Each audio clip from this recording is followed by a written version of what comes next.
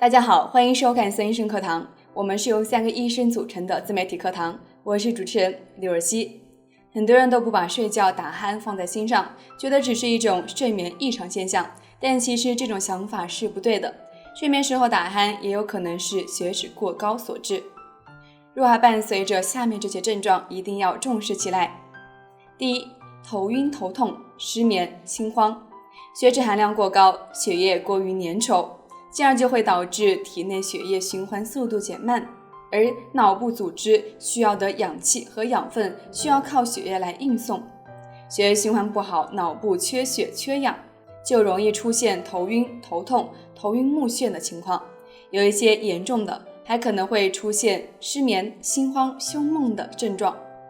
第二，眼周有黄色小疙瘩，有一些高血脂患者的眼周会出现一些黄色的小疙瘩，这种小疙瘩其实是脂肪瘤，主要是由于血脂过高、眼部血液循环不畅所导致的。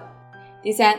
易疲劳嗜睡，高血脂患者的血液相对粘稠，当血液流动受阻的时候，就可能形成血栓，严重的时候引起动脉粥样硬化，使得血管壁变窄，从而使得脑部缺血缺氧，影响到正常的生理功能，容易出现易疲劳嗜睡的情况。